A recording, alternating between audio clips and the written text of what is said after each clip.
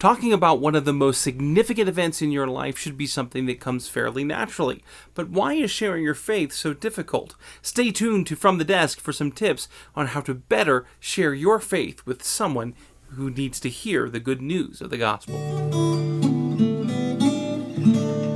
Hi, I'm Pastor Zach, and you're watching From the Desk. This past week, we continued our series on basic training, basic principles to help you live your life as a Christian better, the fundamentals of the faith. This week, we talked about sharing your faith. The last thing that Jesus said before he ascended into heaven was that we should make disciples, teaching them what he had taught them, going to all of the world, starting in our own communities, and then going out from there, sharing the good news of Jesus Christ with everyone around us. Yet, we find this to be one of the most difficult parts about our faith. It's easy to talk about our favorite movie, our favorite sports team, our favorite recreational activity, but when it comes to sharing about Jesus and the change that he's had on our own lives, sometimes we just find out that it's difficult. One of the things that Pastor Rob shared this last week was to make sure that you knew how to tell your story. We are storytelling people.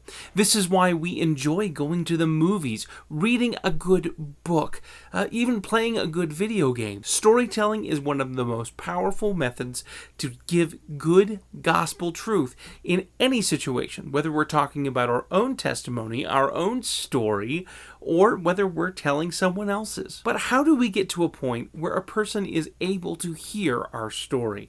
We may do all the work, be ready to go ahead and share. We've already spent some time making sure that we know how to present our testimony well, but how do we get that opening so that we can share what God has done in our lives? So here are 3 things that you can do to make sure that you are listening to someone else's story before you have an opportunity to share yours. The first step is to give them time to talk. So often we are spending time listening only so that we have time to formulate our response, rather than really listening to see what they're talking about. They may have something that they're extremely passionate about or that really matters to them that they want you to connect with.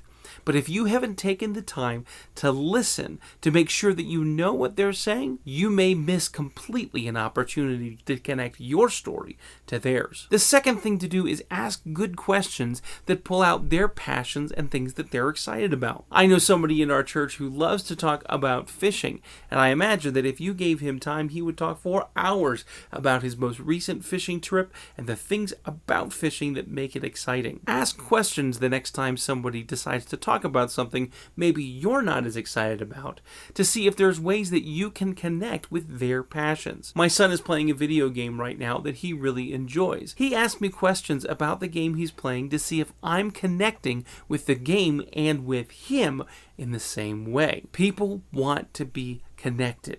They want to see if your passions, your excitements, and your story are similar to their own.